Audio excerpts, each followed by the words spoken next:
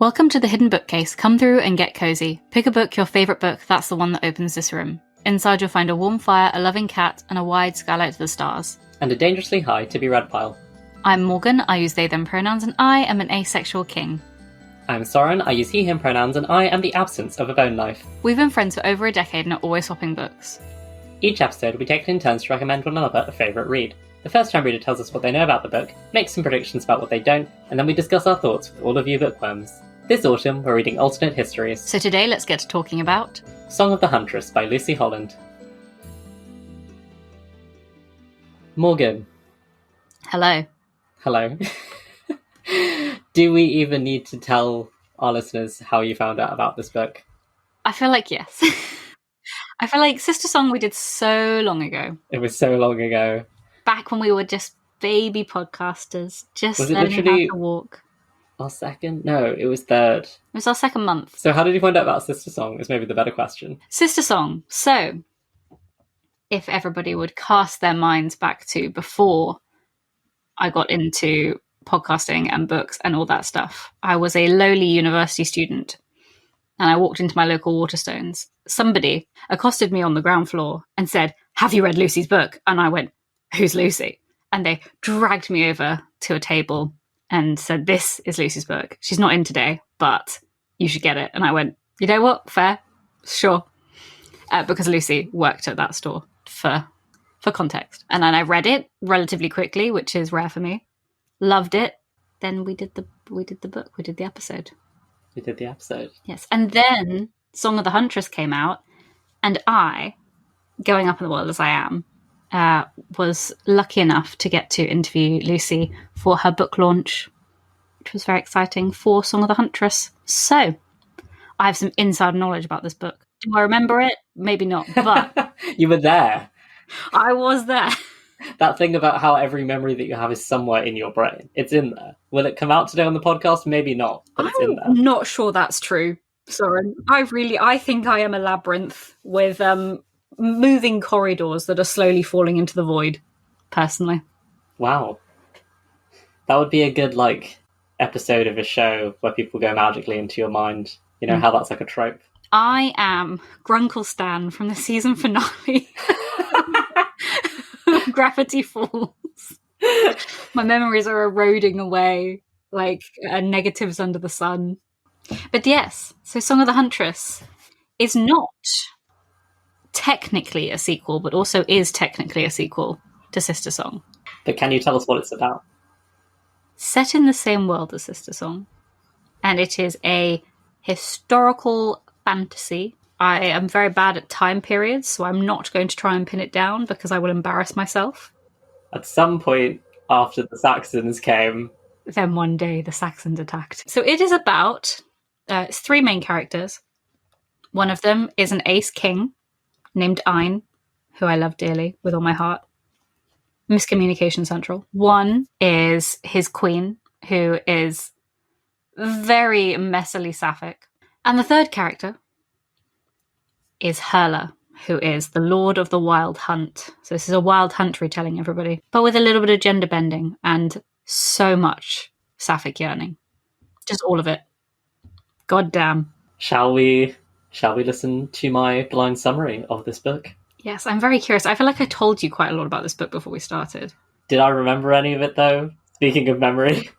Song of the Huntress by Lucy Holland. I could not be more excited. Sistersong was the second book that we read for the show or something? Maybe the third. So it really feels nice to be coming full circle like this with her second book under this name. I know quite a lot about it, so I'm going to try and whiz through it. First of all, I know that it's sort of set in the same chronology as Sistersong, same universe, I'm assuming, because Constantine is in it, which I learned from our editor on the Hidden Bookcase, Kit. Hi, Kit. I also know that this is a dual POV with two female characters as the leads, one of whom is asexual, because we recommended this book for Asexuality Awareness Day, I want to say, earlier this year, via Morgan's recommendation, and I know that they are, I believe, on opposite sides of the war, forced to work together. There's something about an immortal fairy king who one of them has to make a bargain with. I'm going to jump into predictions though, because otherwise I'm going to be here for too long. I think the moon is going to be prominent because I've noticed that features heavily on both covers, so maybe the phases of the moon, the crescent moon, something like that. This isn't a prediction, this is just a want, but I also really hope that Merlin, who is in Sistersong, features in this, because I just thought that Merlin was really cool, so that's not quite my wild prediction. Wild prediction-wise, I'm going to say...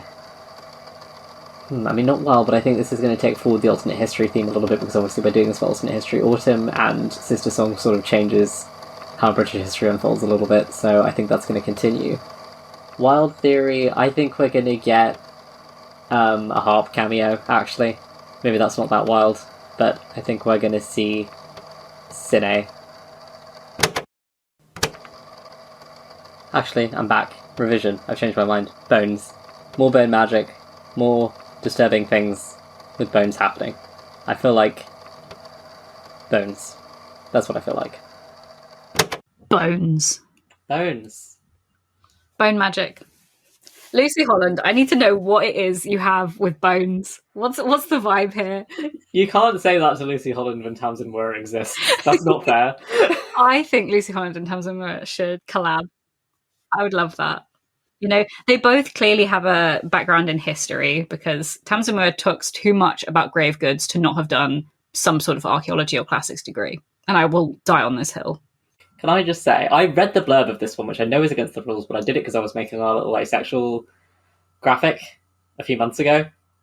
And it does not mention Iron at all. It's like he doesn't exist. I'm like, guys. Erasure of my ace king. Yeah, like I know that Sistersong kind of implies that they're all women, but that's because Constantine has to figure himself out. This just feels mean. This just feels unfair. Iron is just sitting there. Also, at least for Sistersong, all three of them are like on the front cover. Iron's not on the cover. He's not on the back. The marketing team really went Sapphic season. Okay, sure. Love a good Sapphic. Where is Iron? Where is he? Hurt my feelings a little bit. I was like, where is he? He's doing his best. Yeah. And he's not even on the cover. Because a friend of mine we had this book festival in Exeter recently, and Lucy Holland was a guest there at one point. My friend came up to me afterwards and was like, oh my god, I just bought this amazing like Sapphic historical novel. I was like, oh my god, tell me, what is this? What is this? And they showed this to me and I was like, there's also an Ace King. And they were like, what? What do you mean? And I was like, yeah, that's like my major selling point, to be honest. Yeah, exactly. Where is he? He's supposed to be the little Glastonbury tour in the background. That's his rep. Well, hang on. We can discuss covers properly. Oh, I've literally left it in my bag. Wait. Because I somehow ended up with... You got the US edition. Ooh. Got it from Better World Books. So I've ended up with the US edition. Also, I kind of liked it slightly more, if I'm being honest, which is a rare moment for me. I know it doesn't match Sistersong as well, but it is pretty. But there's literally no presence of Iron on here. It's the two silhouettes of the gals, the antlers to represent Gwyn ap Nudd. Yeah, well, my cover is sort of matchy-matchy with the Sistersong cover. Is that not like a tower or something, though? This is Glastonbury Tour. So he's not there. No, but I'm saying it symbolises him, because there's nothing else to symbolise him. We've got to take what we can get, Soren. Although this is the ARC cover, so the actual published UK edition has red and gold on the cover, which is very fun. I do love this cover. I like it. I did like the American one more in a rare turn of events. I liked the Sistersong UK cover more. Yes, same. And I think this one slightly is trying to go with the same themes and isn't quite working as well. But that's because there's no Ein. If it had Ein, it would be perfect. Yeah, Ein isn't even in the blurb, is he? Oh, he is, but like only very vaguely. It doesn't sound like he's going to have a point of view. Yeah, even the sort of tagline, this is the stunning tale of two great warriors, a war-torn land, and an ancient magic that is slowly awakening. Like, accepting that Ein isn't a great warrior, that's not like his He's the deal. Ancient magic. Yeah, he kind of is the ancient magic, but it's just feels a bit mean. Also, I kind of wonder if you went into this expecting like a purely sapphic experience. Would you be... I don't want to be like bi Erasure, because of course it's not like it's not sapphic, because Ethelberg is very clearly attracted to Hela, and that's not there, because she's also attracted to Ein. But this is very much about bisexuality. And asexuality. And asexuality. And it's very much about sort of like learning that polyamory could be a thing. Yeah, I'm very... Okay, I have, like, complicated feelings about this. Okay, Because yes, tell me. I'm not asexual, but I've heard other asexual people talking about experiences where they've been in a relationship with someone where that person has said, oh, well, obviously, I'm going to need to be in a relationship with multiple people because this is a need that I need met. And they felt pressured into, like, polyamorous situations, or they felt like it's the only option available to them because it's not something that they can provide in a romantic relationship. And because of the lack of communication that goes into this, like, it is cheating, because I feel like there is an expectation that these two are monogamous. I know that it's, like, back in the day, so they don't have the mental framework of polyamory, and it's not like they went into the relationship knowing what the score was on either front and knowing what their needs were, because they weren't able to communicate those needs to each other. So it is complicated, and I'm not trying to paint anyone in a negative light, but I feel like it was still a reading experience that kind of soured the sapphic relationship for me, because the whole time I was like, ouch. No, definitely.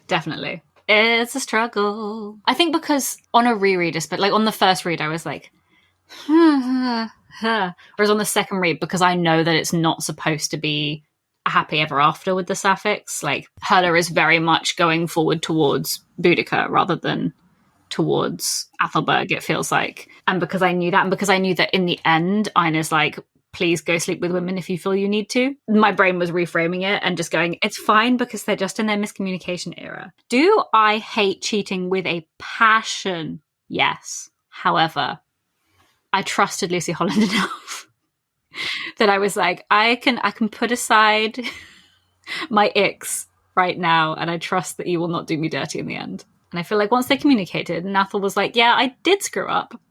My bad. Maybe if we'd communicated once in our entire relationship. In our entire lives. It wouldn't have happened. I also hate the miscommunication trope. And Athelberg is making assumptions. She's like, he won't sleep with me, so he must be in love with somebody else. And it's like, girl, no. But okay. Have you met this man? This man wouldn't hurt a fly. He's not going to be cheating on you. He's so obsessed with you. This man is literally in love with you. Calm down. Justice for my king, Ein. Yeah, I think I was just, because I kind of saw what was happening on that front early on, I was very hopeful that they would get into a communicative place, because I was thinking, like, oh, they could be, like, such a strong, fun triad, like, with Herla and Ein as, like, bros. And I really wanted that, and then obviously that didn't happen. You know, I understand that the messiness was its own source of conflict, but I feel like it was a source of conflict that I was kind of sad about. Herla and Ein could have bonded so well over their love of Athelberg. Exactly. Could have been great.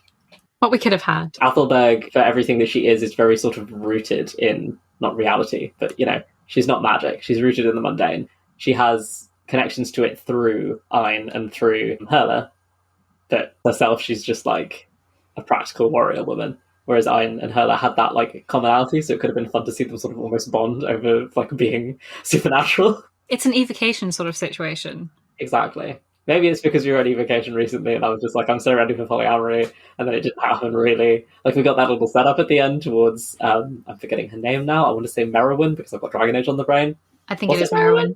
Oh yes. my god. Well, now I'm just picturing Merowyn from Dragon Age, but that's besides the point. Which was fun, but I was just like, what we could have had. I did like seeing it from this kind of character, though. Mm-hmm. I don't really have enough asexual representations to draw on to talk about stereotypes, so I can't be like, it's astereotypical either, but it was just like, oh, he's a king and he's a leader and he's all of these things, but then he's also just like, I'm not interested. And also I feel like he was quite explicitly like sex repulsed, which was nice, because I feel like I haven't seen that a lot either. And maybe it's just that I haven't read enough ace rep, but... It was very refreshing. Because it's quite rare to, like, either you'll get arrow ace rep, which is completely sex repulsed, or you'll get, like, ace, but, like, sex favorable in relationships. And it's very nice to have, like, a clean cut, or not clean cut, but you know what I mean. It's very nice to have, like, ace, but very explicitly romantic. A lot of the time, a lot of the rep gets sort of smushed together. So you just get arrow ace characters. With romantically oriented characters, like romantic characters, there's a lot of, like, demisexual characters in that space, in the asexual space, but not as many who are alloromantic and asexual. And also, I've not come across any aromantic allosexual rep ever, really, which is sad. So if you're listening to this and you know some, please tell me. Loveless. There is some in Loveless. Is there some in Loveless? On the side. The mentor-esque character, I'm pretty sure. Anyway, Song of the Huntress. We need to talk about the most important part. Because when I went into this book first time, I didn't know that it was set in the same world as Sistersong. And then I got that Constantine name drop. Yes. And I was kicking my feet. I was squealing. I was throwing my book across the room. I was like, my boy. But yes, I mean, I was expecting it because Kit had tipped me off. But I still got very excited when I realised that Ein was Reaver's descendant. That was exciting. I think I saw it on the Instagram when I was like 100 pages in or something. And I was like, oh, so it's going to be... That's But I loved how much Reaver was like mentioned and how important she was to the story and how much Emrys cared about what she'd done. We did get a cameo. It was obviously Emrys, but it was like, this is the same person, and I was very happy. Oh my god, I need an Emrys-centric book. I need to know what they do in the background. I need like an epic or like a set in the future kind of vibe. I need them to still have the bone harp. I need to know what is going through their brain. It was actually here, it just wasn't mentioned because it wasn't relevant. They had it with them. I love them, and I love Constantine, and I love this sort of like the way Constantine is talked about in this very Arthurian way of like he sleeps in the land and one day he will return to lead his people kind of vibe was giving me Arthurian, which considering the time period that it's set in, I was like, ooh, I really hope I'm not just reading into this because this is the good soup. I will say, on the off chance that anyone is listening to this having read Song of the Huntress but not Sistersong, we're talking about Sistersong characters. And I would recommend, I feel like it's one of those ones where it's going to be like, oh, you could read it without reading Sistersong, but I feel like the experience is much better if you have. Because I feel like those reveals you wouldn't care very much. You'd be like, oh, okay. Friend of the show, India, read Song of the Huntress without reading Sistersong. And she said she enjoyed it. And I was like, but you don't understand who Constantine is. Yeah. You don't care about Constantine. And you don't care who Reaver is. And also, so much of like the culmination of Reaver's arc is making that decision to leave with the Saxons to have this child to hopefully ensure peace, possibly in future generations. And then this is the culmination of that. So at the same time, I feel like Sistersong would be satisfying to read after this, almost in like a prequel way. I see that. Because you're like, who's Constantine? Why do I care about Constantine? And then you're like, oh, Constantine. It is funny that everyone keeps being like, I'm his Constantine's descendant. And I'm like, I don't think Constantine had any children. This is Reaver's descendant. Constantine is like his great uncle. Close enough. It's all good. It's fine. Meanwhile, Sine is just... Who's she? Chilling. She's in a bone harp. She's in a bone harp. Doesn't get a single mention. No. Devastating. I was hoping she'd get a cameo because she was my favourite. Maybe book 3, because I do have it on good authority that there is going to be a third book. Oh, okay. So. Who's your favourite character? Okay. Hear me out. Because on the one hand, it's obviously Ein, because he's just hanging about. He's an asexual king. He's a pacifist. He's just living the best life. He's got cool nature magic. He's got cool nature magic. She's very cool. He doesn't want to kill this child. Everyone else is very pro-child murder. But on the other hand, I love the eldritch vibes that Hurler's giving off. When she becomes the Hurler thing, I love the word thing. Yes. This is one of my things, as they say. In poetry, in prose, in my own writing, I love using the word thing. And it sounds like a non-word, but it just has so much weight as a word. It just really, it has, like, it takes on different things in every single context it's written in, but it embodies itself in a very sort of, like, dissociated way. Yeah. Especially when applied to something, living, that's usually associated with an identity first. Yes. And then combining that, the moniker, the thing that makes her not a thing, with the word thing. So the Hurler thing, I was living for it. And the sort of like the unapologetic rage that she has, and the sort of like, I take what I like. She's very, not to gender role everything, but she behaves in a very traditionally masculine way, I would say. And she is treated by the text in a very traditionally masculine way. And in the original myth, the Lord of the Wild Hunt is not a woman. Yeah. So it's very satisfying to see her be a woman anyway. Even in ways that are like just stereotypical, like she's very blunt and forthright, and she'll just come out and ask a question. She's got that autistic riz, just a little bit. Honestly, yeah. Just a little bit. She's like, I have to learn how to be a person. And I'm like, oh my god, same. And also, I mean, that section at the end of the book, the Hurler thing section, if we can call it that. Yes. The poetry of it. Beautiful, beautiful language. Holland can do such good things. I would love to read like an entire prose poetry novel by Holland, because I think that she could do it. Yes. Oh, the way she writes. Her prose. Her turns of phrase. Poetry. What about you, Soren? Who's your favourite character? It was also Ein. It was definitely Ein. I feel like he was also... Athelberg, I felt like I didn't connect with her as much as I wanted to. Like, I felt like she wasn't actually as nuanced as Hela and Ein were. Maybe that's not fair, but I felt like she was fine. She was kind of going through her, like, not like other girls phase, and that was nice because it was being deconstructive, but it was a bit, like, predictable. Because I knew that... Maybe it's because I trusted Holland too much, honestly, because I was like, I know that this isn't going to be, like, the actual thing. Like, this isn't the bit. Like, this isn't what we're doing. So that's eventually going to... She's going to come around and be like, well, hang on. Ooh, you know, words can be a weapon too, and respect the rest of the women at the court and I'm more, and etc. You know, so I was just kind of like, I can predict what's going on here, and your motivations don't feel as... internal? Yeah, they're not as deeply rooted. Like, even, honestly, in general, I was like, I don't really care about this whole situation very much, which was something that I had a repeated problem with, like, throughout. A little bit. But Hela had, like, wanting to free herself from the Wild Hunt, which worked well for me, and then I had both the, like, my kingdom and my wife in my relationship. My wife. My wife. My wife. It's such a wife card. He loves his wife so much. And also, I'm kind of a sucker for, like, I like a kingly figure who's not very well suited. The whole, like, oh, he would have been better suited to be a scholar thing. I love that situation. Always a fan of that, so I enjoyed him. Yeah, that's fair. The insta love that was happening between Athel and Hela, maybe it's just because I am an ace person, so if I look at somebody, I'm not going to go, damn, I'd hit that. That's not how I make friends, and so like I couldn't connect with the way Athel and Hela were obsessed with each other, whereas like Athel and I was like, they've spent their whole lives together and they love each other so much, but they're just miscommunicating like absolute pros right now, and I need them to get on with it. Yeah, no, I mean, I'm a sexual person. I was also like, this is just a little bit too soon for you to be that obsessed with each other. Like, I can understand wanting to jump each other's bones, that's fair enough.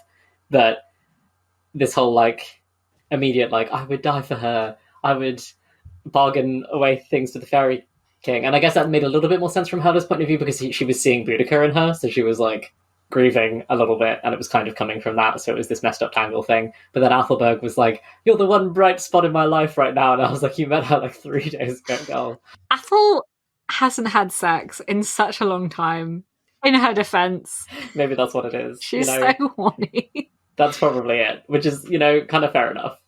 But I agree with you. I think this is probably where it becomes obvious that Lucy Holland had to cut like 20, 40,000 words from this book before it was published. So I think that does show up a little bit. And I would have read it if it was longer. Like, I'd read anything. Yeah, I honestly feel like it could have done with being longer, because I remember at the end they were like, this whole situation was just gone on for months, and I was like, it doesn't feel like it's gone on for months. It feels like it's gone for like 3 days, and that everything has happened really fast. So I was like, I'm ready to let this pace out a little bit more. I think if Athel and Hela had had more like alone time together as well, that would have been nice for them, because they have those moments where they go off to sort of investigate why all of these Britons are randomly dying, and they have some bonding there, and I was like, okay, this is cute, this is happening, but it was just happening a little too fast for me. Maybe I'm just more of an opposites attract person though, because they are very similar to each other, but the contrast of Ein and Athelberg I was enjoying more. So yeah, I think if maybe the moon phases had been put at the top of the chapter titles, that could have been quite fun, because that would have A, tracked the time that was moving, and B, you as the reader would be like, new moon's coming up, you going to be concerned about that? And the characters in the text are like, la da da da da da. That's good. I like that. You could even just do a visual representation of it. You don't even have to say what the phase is. That's fun. Oh, that would be fun. Another thing that was weird reading this is the fact that it's set in Devon. And obviously all of the words are slightly to the left because they're all sort of Old English words. But the number of times I'd be like, hang on a sec. Hang on a sec. Like Esconchester or whatever it's called. I can't remember how it's pronounced. That's Exeter. Huh? There you go. I didn't know that, so I just missed it. It's weird. We both listened to this, didn't we? Yes. Oh my god. Yes. Let's talk about my beloved Kristen Atherton, the narrator of this book. Everyone knows by now. I would die for this woman, honestly. Yeah. Tell me about your experience. She's just so good. I've also definitely heard her. I can't remember where, because obviously she does quite a lot of voice acting, especially for fantasy. A Good Girl's Guide to Murder. I knew that one because I listened to A Good Girl's Guide to Murder directly before this, and then initially the voice that she was doing for Ayn was like kind of similar to the voice that she does for Ravi, and I was like, I'm picturing Ravi talking, and I need to like reset my brain because this is not Ravi. This is an old king, so I need to stop. Song of the Huntress, Good Girl's Guide to Murder AU when? When will we have the crossover? I don't know, but I want to see it. But she's so talented. I realised earlier that I called her a voice actor and not an audiobook narrator, but it's because she is a voice actor, because she is acting. Yeah. And I loved her hurler voice, her sort of like flat effect, this like the deep, the growliness. Very fun. The way she changed between like hurler and like the Lord of the Hunt, and you could tell what the vibes were, and like the way she growls is like very talented. Is that a weird thing to say? No, you're right.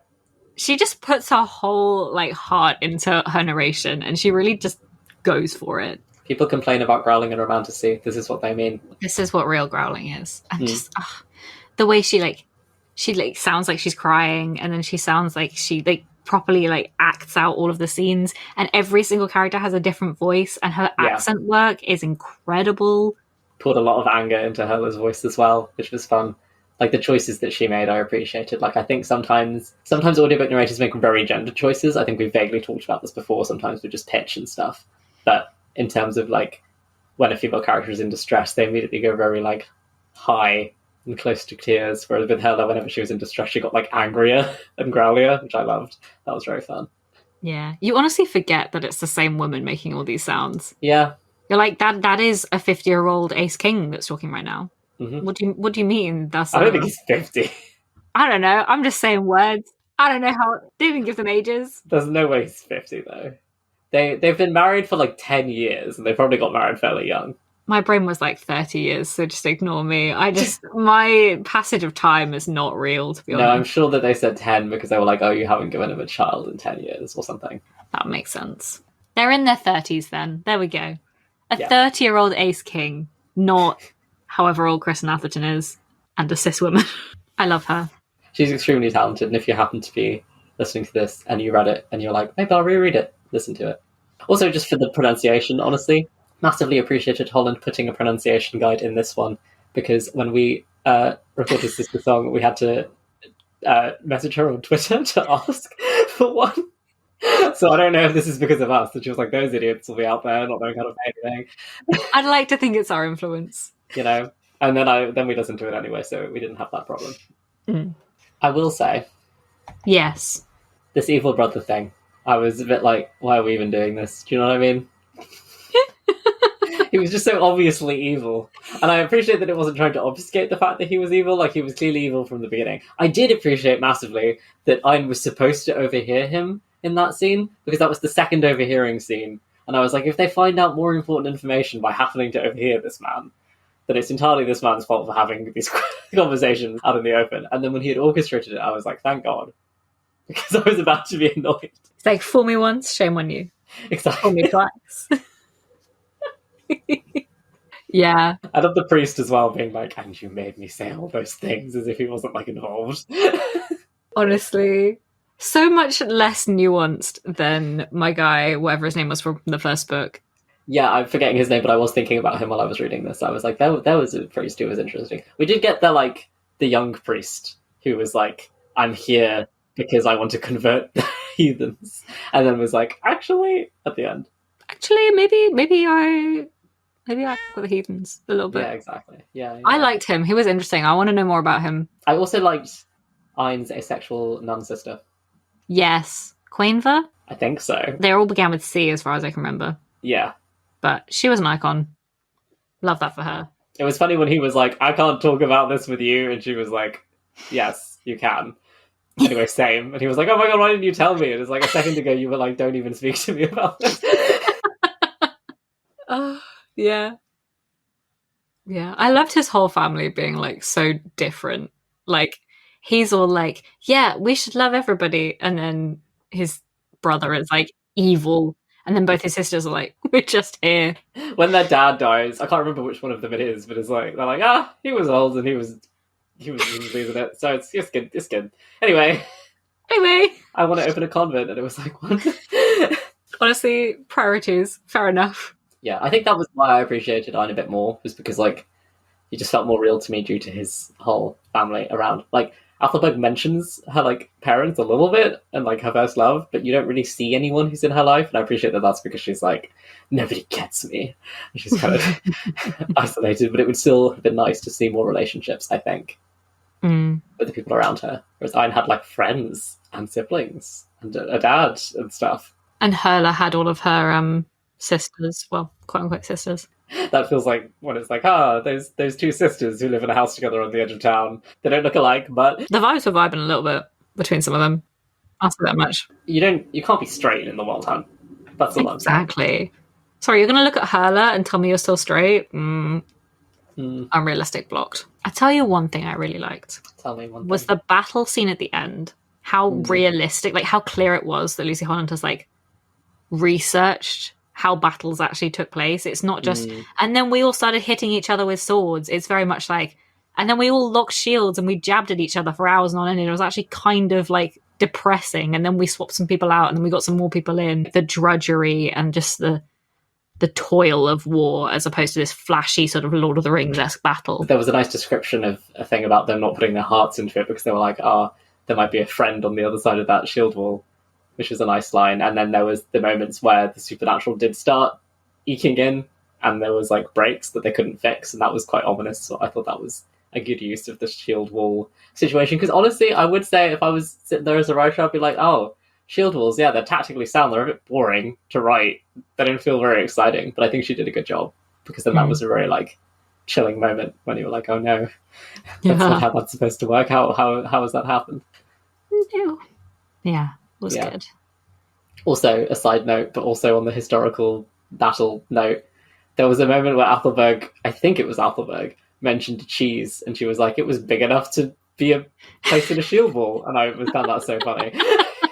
I loved that. She's just stabbing cheese and indicating at people with it, as I would do. Icons only. She was very entertaining. I feel like we've done Athelberg a little bit dirty here. Yeah, she was my least favourite, but I still liked her narration. I just felt less, like, I was enjoying her, but I didn't care as much as I did. Yeah, she was a bit more of like, we've seen this before a bit, whereas the other two were like complex and meaty, which is what we love here on the show. We love a good internal toil. I couldn't visualise these characters. I mean, I can't visualise in general. We've had this conversation before, but at one point, like maybe 3/4 of the way through the book, someone mentions that Athelberg is blonde, and that took me out.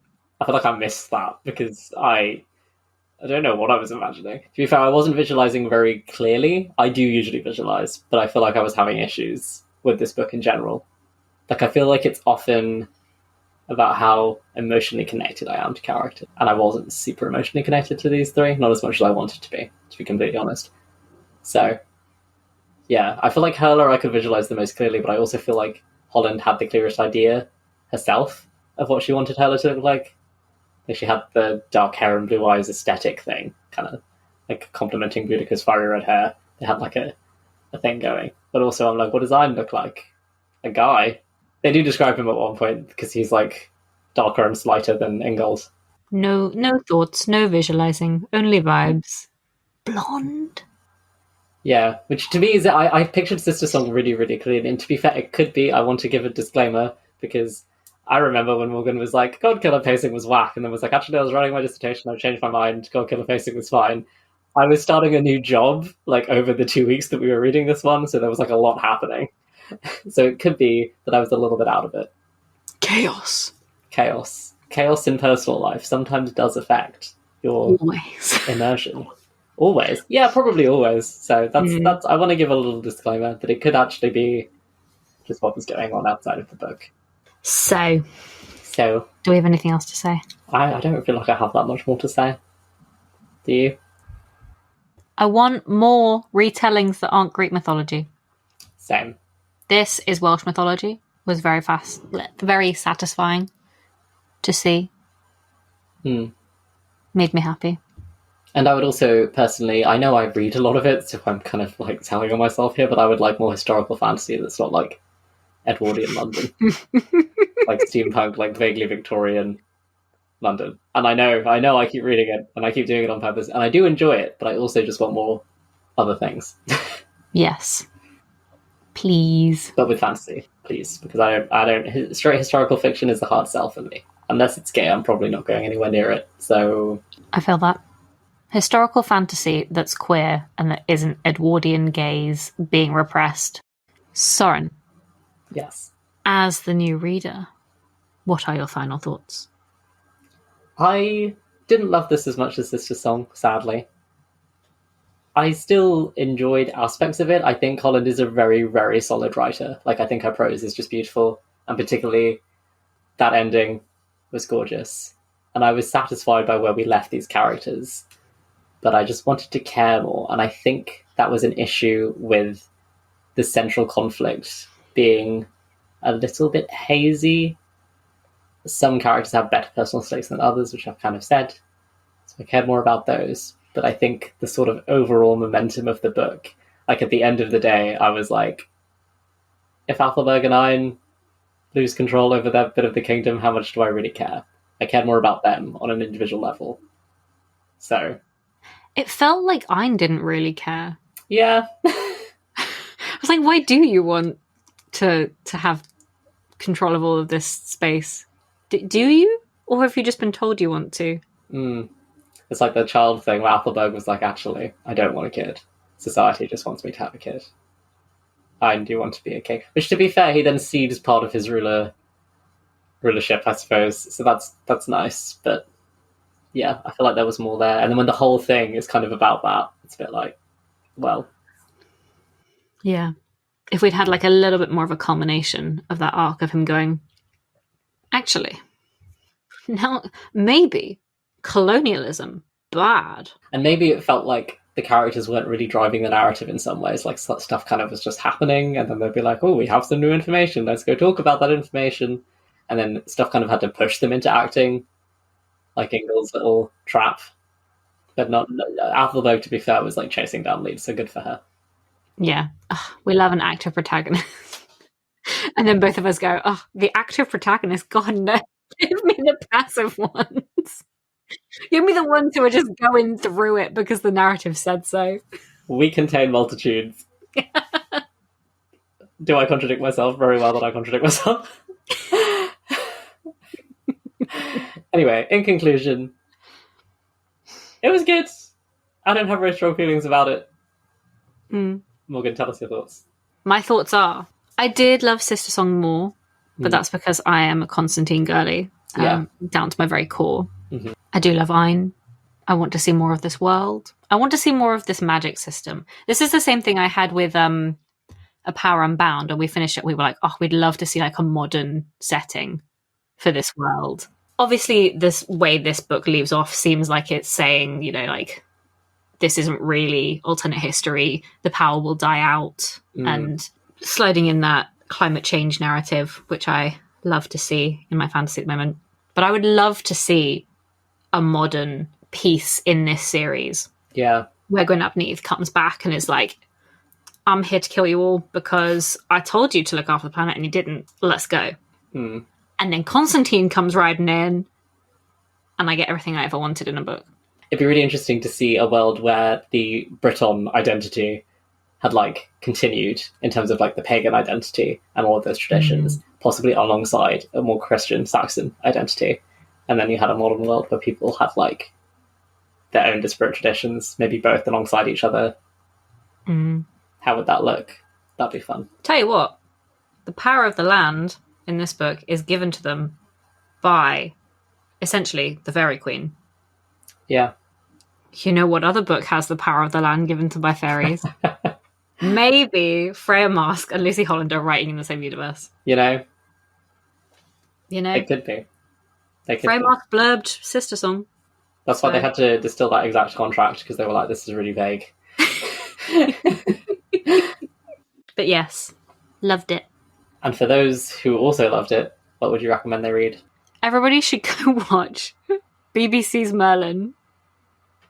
You know what? That's a fair recommendation. Because it's set around the same time. There's a lot of discussion of the Saxons invading, and that's sort of a plot arc that happens throughout the whole series. You know, you've got that magic and sort of the druids and the Brittonic identity and all that kind of thing. And yes, it was made in 2008 and it's very messy, and that it's all part of its charm. We'll say that. I've got 2 non-book recommendations as well. If that's not cheating, feels like it is. One is literature. It's a short story, which I happened to read today, actually. But you were talking about Herla's anger earlier, and I was like, you know what's also full of anger and is also sapphic that I read today is a short story by Rivers Solomon, and you can read it for free on Reactor Magazine website, which is great. And it's called Blood is Another Word for Hunger. Ooh. And it is, I don't want to go too into it because it is a short story, so it's easy to spoil, but it is about a slave girl who murders the family who own her. She does so hoping to get some closure, and then she discovers that she is still consumed by rage, and then she gives birth to a fully grown woman who is a ghost and also a vengeful spirit, and it's weird, and it's about community and anger and righteous anger, and it's incredible. Messed up. It's very, like, definitely towing the line of horror, and if you can't deal with birth-related horror in particular, it is possibly one to stay away from. Incredible vibes. What's your second? My second is like a completely different thing tonally, but if you like succession drama and powers to do with succession drama, and like, oh my god, this person is secretly related to this person, and therefore that means that they have these magical powers. And if you like gay romances where one of them is like a vengeful spirit, again, to some extent, like maybe a little bit dead, maybe a little bit not from this world, the webcomic reads by ZZ Sleeps. It's wuxia, it's all informed by Hmong culture, which is really, really cool. It's an epic fantasy with dragons, and it's really, really good. And I would highly recommend it. And it is ongoing, but there's like hundreds of episodes out, so there is plenty to get through. And there's a Transcripts in that, so if you missed Constantine. This is nothing like the book we just read. But if you love sapphics with just ungodly amounts of rage, you should read Off With Their Heads by Zoe Hana Mikuta, which is an Alice in Wonderland retelling. YA. Borderline YA. Horror.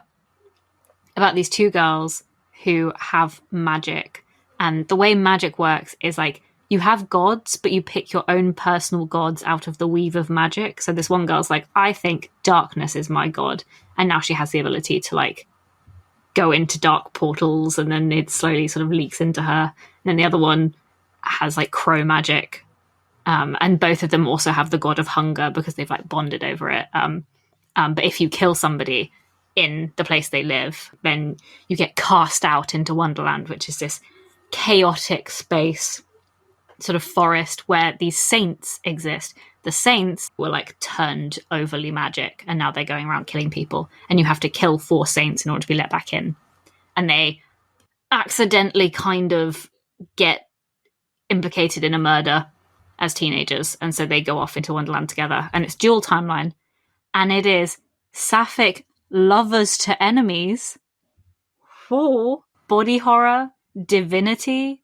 Literally, that's what I mean. I could go on about it for hours. It's absolutely bonkers. Also, magic like leaks out of you physically. Like one of them cries magic, and the other one like it like leaks out of her molars. Oh, it's crazy. Imagine being at the dentist. Oh, it's so good though.